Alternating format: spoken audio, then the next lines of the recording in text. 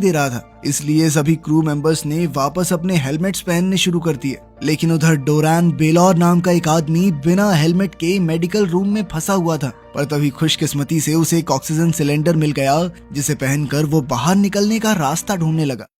उधर security head Felix ने आखिरकार जैस्पर को ढूंढ लिया, जिसके बाद उसे डेक पर मदद करने के लिए लाया गया। पर इस दिक्कत को सही करने की बजाय जैस्पर ने एक ऐसा खुलासा किया जिसने सभी को हैरान कर दिया। जैस्पर के मुताबिक वो असली जैस्पर था ही नहीं, बल्कि वो कुछ ऑफिसर्स को पैसे खिलाकर इस मिशन पर आया था। असल में साइंटिस्ट के मुताबिक धरती के पास अब सिर्फ 70 साल ही बचे थे, पर जैस्पर को उनकी इन बातों पर भरोसा नहीं था और उसे लगता था कि शायद धरती पहले ही खत्म हो जाएगी। इसीलिए वो किसी भी हालत में इस मिशन का हिस्सा बनना चाहता था। ये सुनकर शैरन को बहुत गुस्सा आया और उसने तुरंत ही जैस्पर को अरेस्ट करने का आदेश दे दिया, जिसके बाद उसने अलग अलग फील्ड्स के एक्सपर्ट्स को बुलाया ताकि वो लोग मिलकर इस परेशानी से बाहर निकल सकें। उधर बेलौर ने भी किसी तरह से दरवाजे को खोलकर अपने साथ साथ कई सारे लोगों की जान बचाई जो जल्द ही मरने वाले थे। इधर एलिसिया नाम की एक लड़की मेन प्रॉब्लम को ढूंढने की कोशिश कर रही थी और उधर स्पेंसर और एक दूसरे आदमी को शिप के बाहर जाकर जांच करने का काम दिया गया,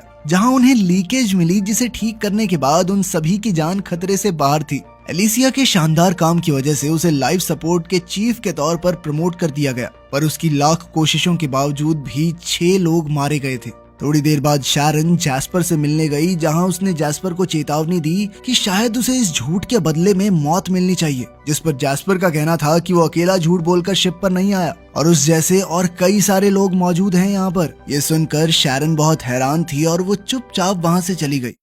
थोड़ी देर बाद जैस्पर की सजा तय करने के लिए एक मीटिंग बुलाई गई, जिसमें एक बार उसकी बात भी सुनने का फैसला लिया गया। पर जब वो लोग उससे मिलने पहुंचे तो उन्होंने देखा कि किसी ने जैस्पर का गला काटकर उसे पहले ही मार दिया था। अगले दिन जब स्पेंसर और उसका साथी बाहर से शिप की मरम्मत कर रहे थे, तभी अचानक काफी सारा मलबा आकर उनसे टकरा गया, जिसमें स्पेंसर को तो सिर्फ थोड़ी चोट आई, पर उसके साथी ने अपनी जान गंवा दी। इसके बाद जब स्पेंसर वापस आया तो उसे शिप में कई सारी शक भरी बातें सुनाई दे रही थी, जैसे उनका 1 साल जल्दी उठना, कमांडिंग ऑफिसर का गायब होना और अब जैस्पर का कत्ल।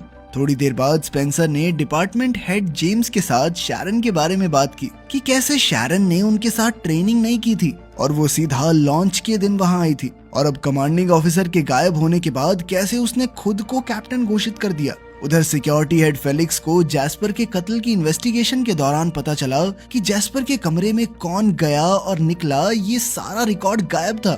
थोड़ी देर बाद अचानक एग्नेस के फार्म में एक पानी की पाइप फट गई, जिसके बाद उन लोगों के पास सिर्फ 3 दिन का पानी